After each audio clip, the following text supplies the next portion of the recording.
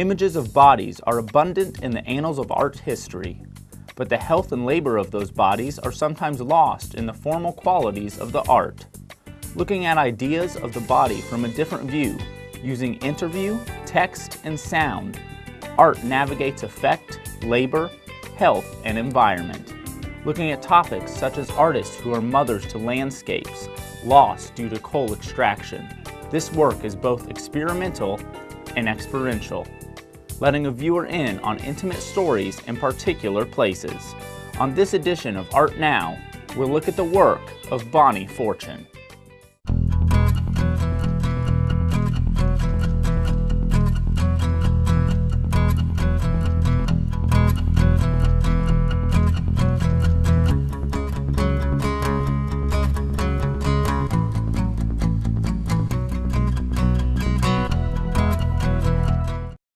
Welcome to Art Now, a program where we talk to artists whose work is part of our community. I'm here with Bonnie Fortune today, an artist living in Urbana. Bonnie uses interview as her method of working, and today we'll talk about 4 or 5 projects that she's been involved with.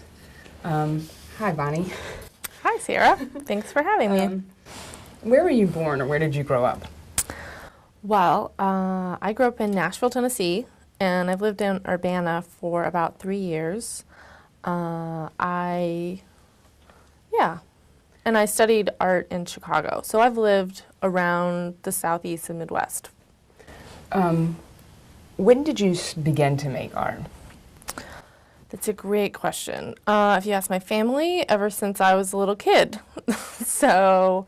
But with seriousness in terms of thinking about art as a career, probably in my early 20s. That's when I had gone to school for the first time, realized that I was interested in art, and decided to work with a local artist in Nashville named Adrienne Outlaw. And that she was a fiber sculptor, and also she did a lot of public art projects. And so I kind of learned about what it meant to be a working artist working in her studio, from idea generation to working with clients to working with museums and public institutions. And from there, I went to art school and got my BFA in Chicago. So yeah. She was an influential person. She was definitely an influential person. Yeah, mentor. Yeah. What influences your work now? That is a great question. I am definitely influenced by place and by people that are in my neighborhood, so to speak. I work a lot with relationships and how people communicate and how relationships and communities are built and sustained. And I work a lot with interviews. So that's at its heart conversation, and there's a lot that expands out from there, but if you kind of wanted to essentialize it, it's definitely about relationships, communication, place. And so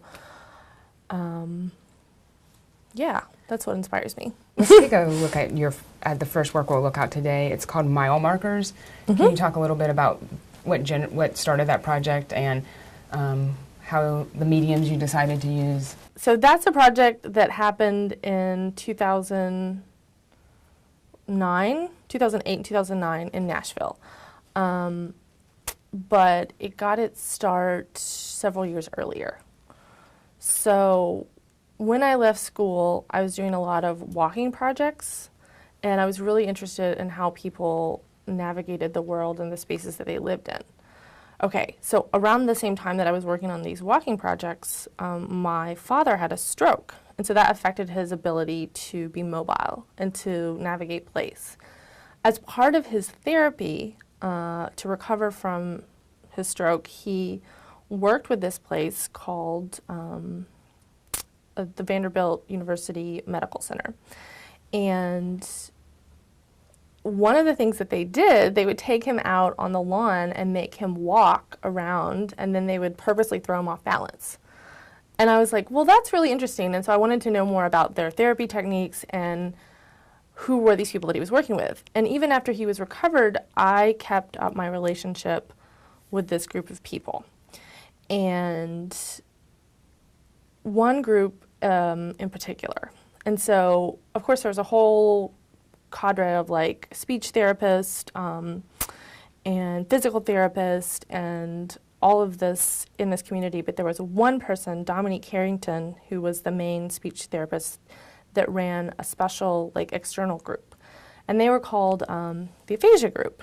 Okay, so aphasia, briefly, for those that don't know, aphasia is a condition that affects your ability to communicate, and it often comes about as a result of a stroke. Okay, so I was really interested in the way that these people were working to communicate with each other, to form this community with the aphasia group, and so what was happening with them. Okay, so I was invited to do a public art project. It's a really long story, I know, but you have to get the whole backstory. I was invited to do a public art project in Nashville, and it was part of this series called Art Makes Place, and it was about highlighting how art could create culture and, illustrate how communities were, what was happening in Nashville. Okay, so I used this opportunity to work with the aphasia group. So from 2005 to 2008, 2009, I kept up my relationship with them, and then I went back and worked with Dominique Carrington to develop this project, which is called Mile Markers. All right, so we ask each of the people in the group, as well as their family members, as well as therapists, so a whole extended network of people that all form this community. We asked them all to select an object that was of interest to them and that symbolized their experience with the group.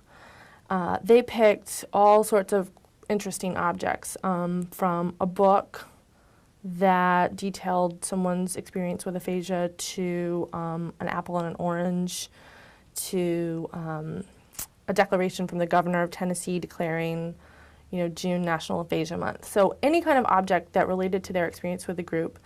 Once they picked the object, they wrote about 5 to 6 sentences describing the object and their experience with the aphasia group. And then I combined the photographs of each of the people with their object with the text in an animation that was displayed in the hospital. So, go ahead. How is it displayed? So it was displayed on something called the Digital Signage Network. Mainly, these are these kind of new flat screen televisions. It's a way to do digital advertising. And what you normally see when you are looking at these things are advertisements for like what's happening around the hospital, when a clinic is coming up, what's going on in the cafeteria that day. And this was a way to not only get this story out to the larger hospital community, but also to kind of personalize these the system that's used mainly for advertisement. So it was displayed at the hospital, and it was displayed at the Frist Center for Visual Arts, and it was displayed at the Nashville Public Library. So it was seen pretty widely in Nashville. Did you have any problem getting people to participate? No, people were really excited to do it. The main challenge was kind of getting people to write the stories, and Dominique and the students in training in the speech therapy group kind of worked really closely with the members of the group to get the stories out. Is your father in this piece at all? He's not. Okay. No, he didn't particularly have aphasia, but this is through his experience was how I built this relationship. So the next project we'll talk about is a project titled Make Mountains, and I was hoping that you could explain what we're looking at now. Yeah, so Make Mountains, it's an installation as well as a sound piece, and it deals with our relationship with landscape. So in my work, I work with communities and people, but also with the physical place around us. And as I said, I grew up in Tennessee, where a lot of the landscape is very hilly and mountainous. And then when I moved to central Illinois, I was struck by the flat landscape. So mainly me thinking about my relationship with place, that's how this project came about. And I was really interested in this idea of one landscape being in another. And so I was thinking a lot about how in Tennessee, in the surrounding area, there's a lot of mountaintop removal coal mining. And this practice takes away a landscape as part of the extraction process. And so I was thinking about how once that landscape is taken away and used to make coal, which in turn generates electricity, which is sent out over the grid to all sorts of places all over the United States, including to where I live now, Central Illinois, how we in Central Illinois could be experiencing the landscape of Tennessee. And I wanted to create a visual installation that was physically surrounding the audience. And so people come into a dark room and they take handmade torches, which I made out of PVC pipe and extension cord and light bulbs. So they have to be plugged in, so they're connected to the grid. So you're picking up this light torch that is, instantly connecting you to electricity, and you're using it to light what I called a ghost mountain. So it's this giant sheet that is strung from the ceiling, and I chose a sheet because it's a lot like what children wear as Halloween costumes to become ghosts, right? And at the same time, there's a very loud soundtrack playing, and I recorded it in what I consider to be an interview of place. I recorded it at the Abbott Power Plant on the University of Illinois campus. So you're surrounded by the sounds of a coal-fired power plant, and you are surrounded by this eerie light and this ghost mountain, and it's just sort of a meditation on how we relate to place. You considered this piece a project that dealt with interviewing place, and I was wondering if you could describe what you mean by interviewing place as opposed to interviewing people. Certainly. One of the basic tenets of my practice is that sound conveys emotion, and so I think about emotion as sort of the root of our relationships. And whether you're interviewing a person and hearing their story directly, or whether you are in, say, the Abbott Power Plant, just using the same tools, right? The same microphone and recording apparatus, but just recording the ambient noise, the day-to-day clattering, crunching sounds of the power plant. I feel like all of those sounds resonate in a way that conveys a sense of emotion associated with these things that I'm investigating through my interview techniques. So whether we get the information through sentences or whether we get the information through ambient noise, in the same way we're kind of experiencing these different relationships. And when I experienced this piece in Chicago, when I entered into the room, I was given a card that had some text on it. Could you describe what that was? Right. That was basically telling you the title of the piece, Make Mountains, and it had the phrase one landscape for another to really quickly draw out that connection about being haunted by the ghost mountain. So, yeah. And it also had a picture of what I call the made mountains of Chicago. So, as I said, there's no mountains in the flat central Illinois landscape except for the mountains made by people. So piles of coal, piles of rubble from industry, piles of salt from, the roads. So the next project we'll talk about is a project titled 22 Reviews, and it was done this year, and is that right? And, yeah. And this is where you're actually interviewing people, other artists. So can you talk a little bit about where the title came from? Certainly. So 22 Reviews is it's actually an ongoing project, and it deals with women, art, and motherhood. The title comes from, I was reading a book about Lucy Lippard's career, and it was titled Art Workers. And it was basically about different cultural workers. So Lucy Lippard is like an artist critic, more so than an actual artist. And the book kind of details how people manage to make money and manage their career as cultural workers, which is often a space of little financial gain, right? Okay, so in the book, Lucy Lippard, her section starts with this epigraph that says, "Here with the 22 reviews, hope they make whatever deadline is. Slight delay as I had a baby last week." So she's basically sending this really short note to the editors of Art International, sending in her 22 reviews on recent exhibitions and works of art, right? It's very tongue-in-cheek, in my opinion, and it's also very direct. It's like, I'm still completing my work. It's a little bit late, but I also ran this sort of marathon of labor and became a new mother. So I was really interested in that juxtaposition of managing your professional responsibilities in a field that requires a lot of headspace to create, to write, to imagine, which is basically a lot of downtime. And how do you manage that with the new responsibility of caring for a child, which often falls on the shoulders of women? So these basically two full-time careers, you have to work out some kind of time balance. So I asked women who are artists and mothers that I knew, because it is sort of a personal story, and I wanted to work closely, again, with my personal relationships to build outward. And I interviewed about 9 women, and I had a set of 5 questions that I asked everyone the same thing.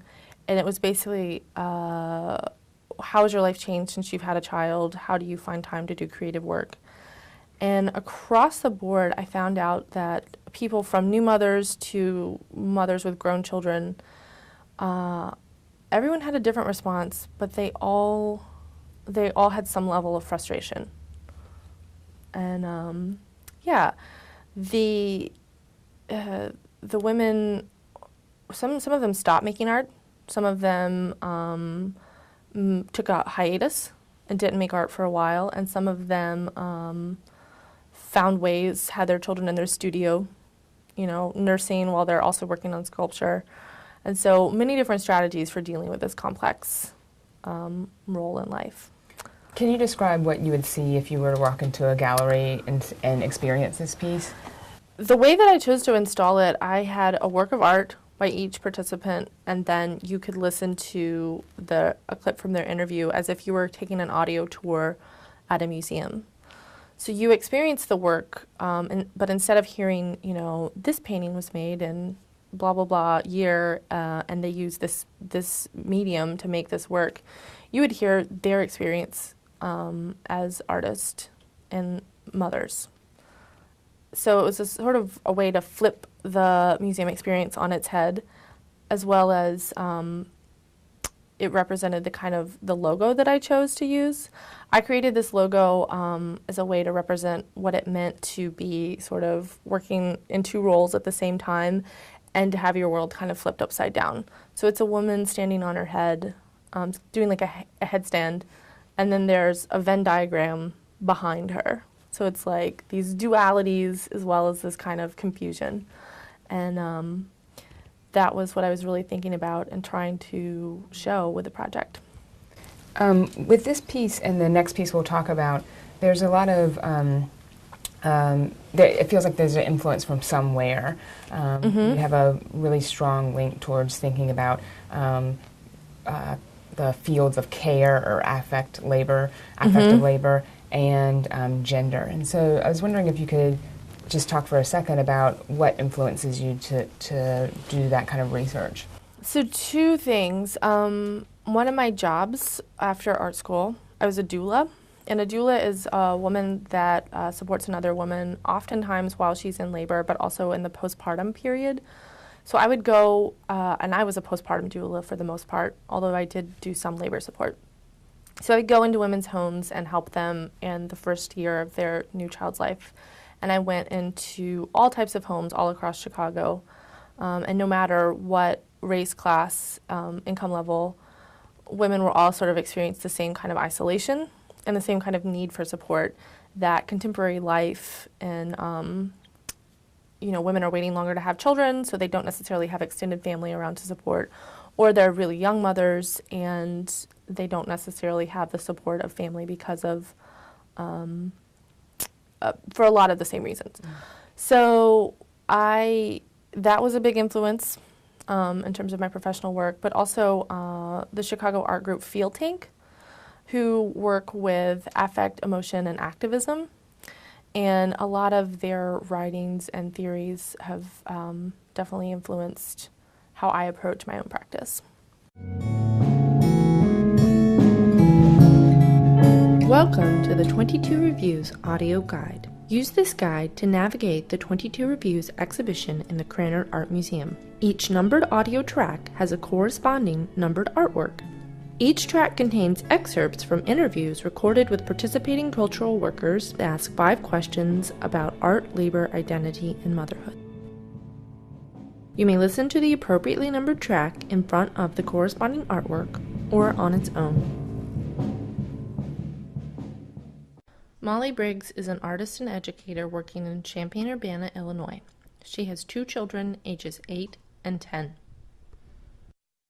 Okay, so you're asking how motherhood has affected my creative work. They're sort of inseparable, which in a way goes by definition. Being a parent is a very all-encompassing kind of thing.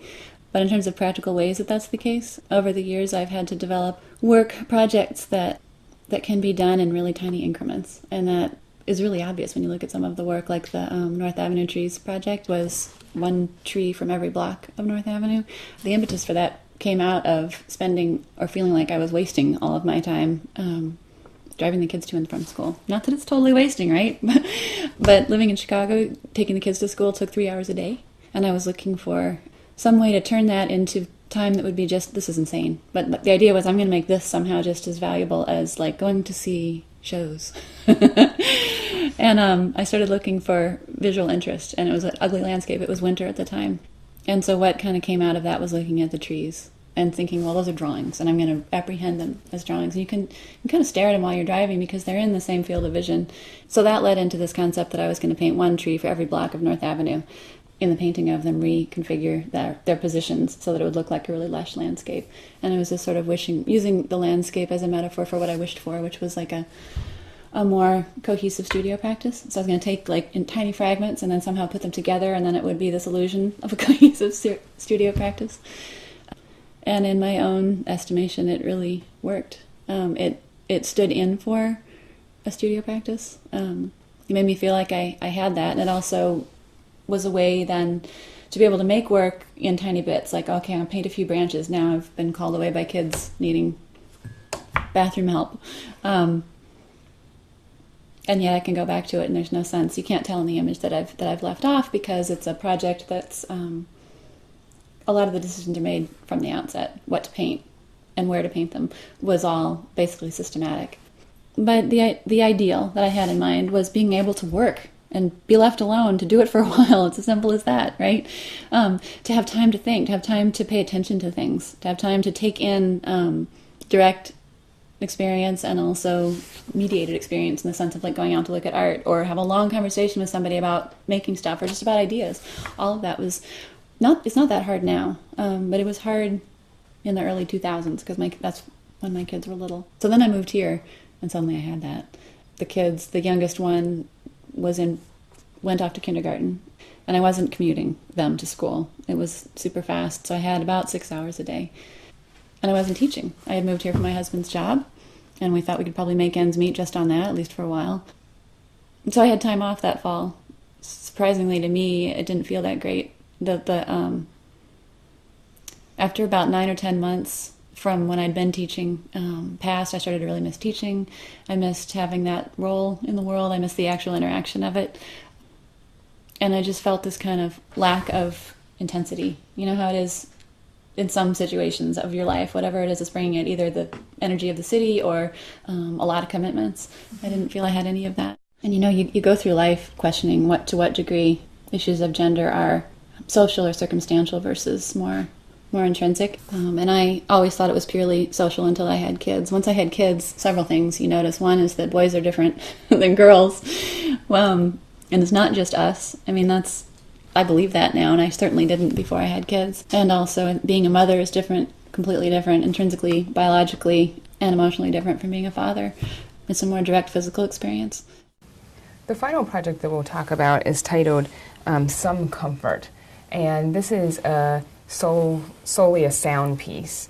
Can you describe what the piece is and why you chose to only use sounds as opposed to sounds and images? Yeah, so Some Comfort is going to be shown starting August 29th at the Hyde Park Arts Center, and I wanted to really focus on sound because, as I've said, I think it gets in touch directly with emotions and feelings. And I was really interested in people, professionals, most often women, that use emotion as part of their everyday labor, so as their job, basically. So nannies, doulas, nurses, yoga teachers, healers, people that their bread and butter is supporting other people emotionally. And I wanted to get directly at that, and so I thought about sounds that you make every day as part of your job. So comforting noises, oftentimes they're little just mumbles of breath. And you can't really show a visual of that, and I thought that sound was the most immediate way to capture that. And so I set up a phone line where you can call and hear the sounds. And then in the Hyde Park Arts Center, you'll be able to also snap a picture of a QR tag that will take you directly to a website. Let's call the number now and listen to one of the sounds. Great. So you can call. It's a toll-free number. And when you call, you'll get a menu. To Some Comfort. To hear sounds of comfort from women working in professions of care and support, please listen and select from the following menu. For Jessica, a doula, press 2. I know. It's okay. You're okay. You're doing great. I know. It's okay. You're doing great. I know.